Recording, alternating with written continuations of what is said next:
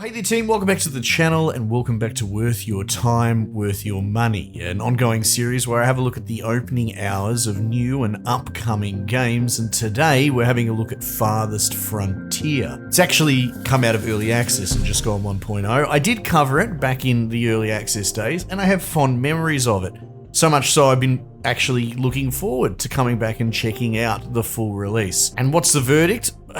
I have mixed feelings. This is a perfectly okay or good game. There's nothing explicitly, overtly wrong with it. However, the longer I think about my hours spent with it today, the more I sort of find wrong with it, or at least mediocre. This is some pretty powerful language coming out of the gate. I'm not trying to bash the game at all, but here's the actual truth, the sight picture of 2025 in this sub-AAA space. The market is thriving, especially in what you would probably call colony management games. I'm a big fan, I'm a really big fan of the kind of spin-off subgenre of narrative heavy ones, things like Frostpunk, Ixion, etc. That's not to condemn this for not having a narrative. This is very much sandbox and that's it. But I suppose my point is that this market is a bit flooded with okay games that have taken their learnings from their predecessors, copy-pasted it to, just use rough language, which in turn means that the game is going to be fine. But what exactly is it bringing to the table to distinguish itself from all the other games doing the same thing? We've seen this before in the kind of roguelike space, or light, whatever. Specifically card battlers, Slay the Spire is the blueprint for bloody thousands of derivative copy pastes that are good. They're fine, because if you copy 90% of Slay the Spire, guess what? You're gonna have a game that's perfectly reasonable. But if it's not bringing much new to the table, what exactly distinguishes itself from the original or its contemporaries? And I feel like we're seeing that in these colony management type games, and you're kind of seeing that here in Farthest Frontier. Which is to say, the game starts out pretty much sandbox. At least it has, sort of easy, medium, hard modes. And there's probably an argument that maybe I should just play it on a harder mode, but I play everything pretty much on the developer intended standard difficulty. That way I have a generally pretty well adjusted litmus test for relative difficulty in industry. Dare I say I'm a normie, I understand what normal is. And truly, this game allows me to be hands off to the point of kind of tedium. I found myself slapping down buildings, slapping down anything that I could possibly build, zone pretty much the whole map for harvest, put down my gathering circles. We've seen that kind of innovation out of things like in Zone 1 and I suppose 2 as well. Pretty much fire and forget until you overfarm. However, that doesn't seem to be a problem here, at least not for me. The only thing threatening my over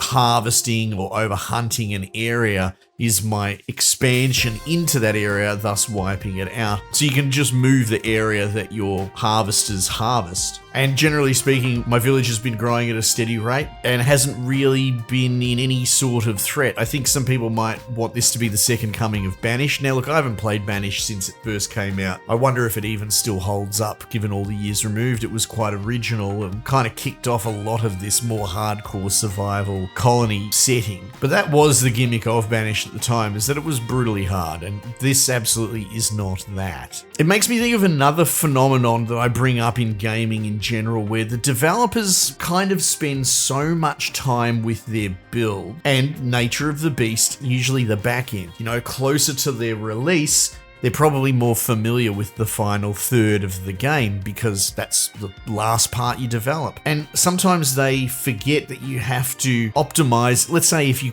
looked at your gameplay session in 3 acts, early, mid, and late game, all 3 of them have to stand on their own right. And the third act is arguably the fully fledged game with all the upgrades, all the unlocks. And I'm talking broadly, but you can probably insert just about any game with progression and understand what I mean. And I think it's a common problem devs fall into, where they make the final third the game, and the first 2/3 parts that you have to suffer through, depowered with, less buildings, less abilities, less whatever, less of a game that you have to slog through to get to the real final form. And games that really get it right are the ones where, you don't have a double jump or or combo attack or anything like that in the first third, but they design all the level or everything around it in such a way that it doesn't matter. You're sitting there thinking, hey, I could play this for another 20 hours because it's balanced and it's fun in its own right. So the reason for that broad example is that's how this feels. It feels like it's a bit tedious in the beginning, and I've spent a lot of the time just slapping down buildings and letting the villagers automate, because it is one of those things. It is kind of systems based, but and I don't want to spin into that issue. It's a pretty basic system. The game, I think, is proud that it doesn't have teleporting storages. It's very point-to-point storage, but they haven't really done much with it. Like, they've done that for the sake of saying that they could do it, but the economy is not clean enough or demanding enough to really stress any of that. Which is to say, I basically just place down everything and sit there on fast forward staring at my screen. I've spent a lot of time at 3 times speed, which is the max speed, just waiting for the game to play itself. And I'm getting hints of, impending doom of, bandits are potentially getting ready to raid or whatever. And I do wonder, if you put, another 5 hours into this, do you accidentally brick? Like, is there a critical path that's obfuscated that the devs haven't telegraphed very well, where, like, in X hours, the bandits are going to rock up and just wipe out my entire village, and I wasn't prepared because I couldn't see it coming? I get that sort of looming red flag feeling from this. But as far as like optimization or min-maxing your colony or having busy work in between it running its own automated systems, there's not really much of that. I just expand the colony as required, make sure I've got spare housing. I've moved up my town hall level because I just inevitably gathered enough goods. It's got like a seasonal cycle. You need to prepare for winter. Again, there are some interesting little gimmicks, but they don't really go much deeper than that. One being the storage rot system. So a lot of your food gets lost to, decay or rot. And a lot of the technology, which you honestly just earn over time, there's not much you can do about that in the early game. Later, in a late game, you could build like an abbey or something like that for research. But in the early going, again, you just have to sit and wait and get given 1 point every couple of months. But that in turn gets longer in between as the game goes on. But then, in turn, I suppose you would unlock new buildings, new technologies. There's this barrel system that's not really explored yet, but it's promising, where essentially the more barrels that you have in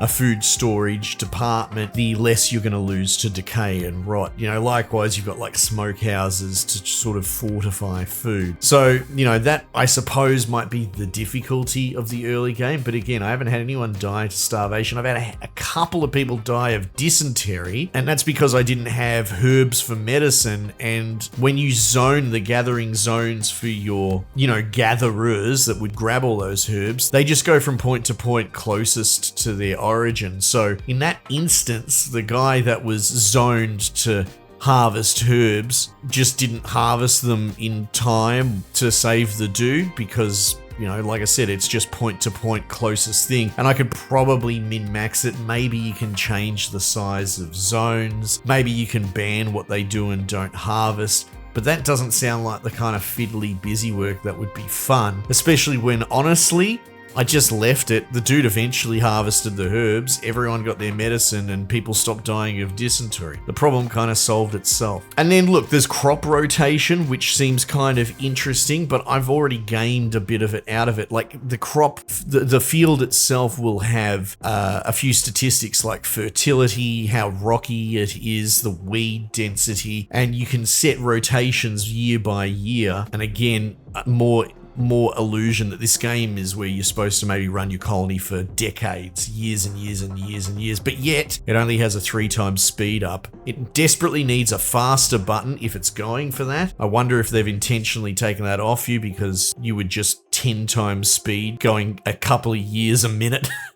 But then that just undermines what game's there. Like, it's one of those things, not to say it's insidious, but you have to wonder, it so badly needs a faster speed in the early game because there's tedium and not much to do. I have to wonder, do the devs actually know that and are intentionally not giving you the speed up button? regardless, it seems to be a time sink that wants you to sit there and look at your screen for hours until you maybe get into the end game. But back to crop rotation, you can put different crops in there and they will have different effects on fertility and different relationships with like the rocky terrain or the weed density. And which is cool until I kind of realized that if I just run different fields and I just run one field on pure maintenance until it's perfect in every way, and then start throwing beans for years and years and years and let the bloody field decay a bit while I have an off-cycle other field that I'm constantly doing maintenance on. Like, it's an interesting mechanic until you think about it for a couple of minutes, and then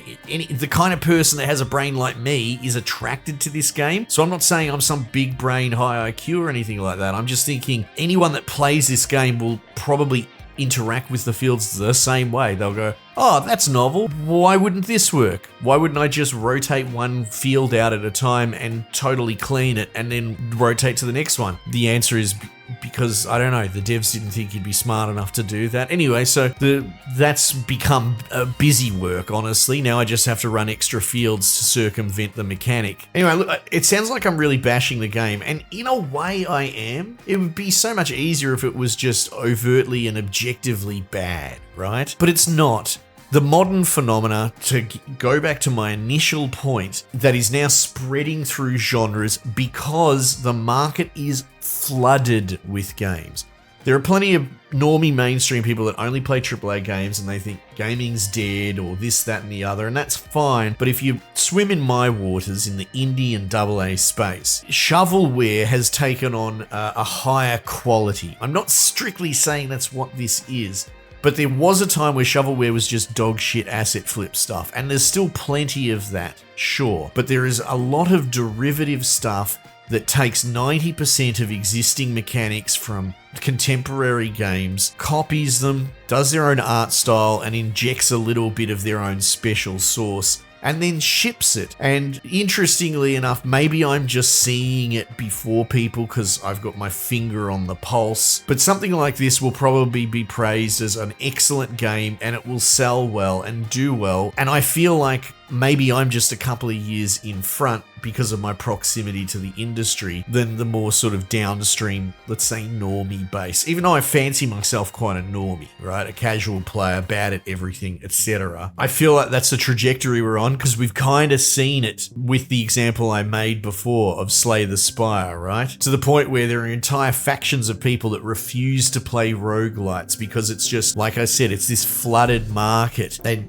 sure, you could throw a dart blindfolded into the catalogue of card-playing roguelites and you will find a game that's fine. But to find the one that's really good, that's worth your time, is an exercise in sorting and, you know, having a job like mine in a way. Anyway, I feel like this is a good example of this genre following suit with the other genres before it, and I guess the only reason it's on a delay is because it's probably a bit more involved and a bit more difficult to make a colony builder than it is to make just a card deck building game. Will I play more of it? Maybe, but again, I'm cursed with having so many good games in my library to play. And I might as well close out because this hasn't been intentionally negative. As you can tell, it's a different topic to broach. The game is good. The game is an 80% out of 100, right? But it's not a 90%.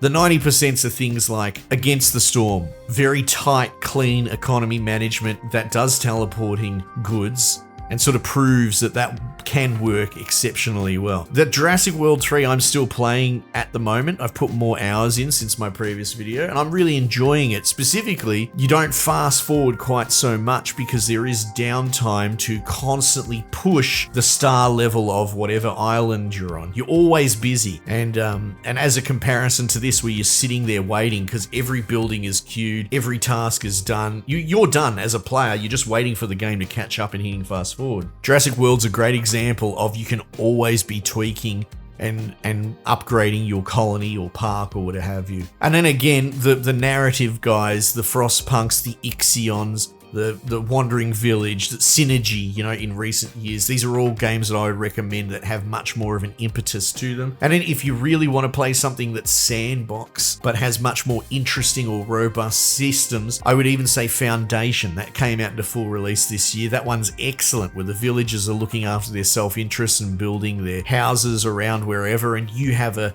symbiotic relationship with improving their, you know, their decorations and all that, depending on where they build. That's a superior game. And so look, this isn't necessarily to bash, but this is me just giving you examples of this is a fine game if you don't know about all the other games that I just mentioned. But now that you know about them, maybe you should check those ones out. At this point, I'm going to waffle. Game's fine, pick it up, you'll have a great time, you will, but you can have a better time if you follow my other recommendations. That's probably the main takeaway. Anyway, let's wrap it there, team. Might just leave it there for the time being, and I'll catch you guys on the next one.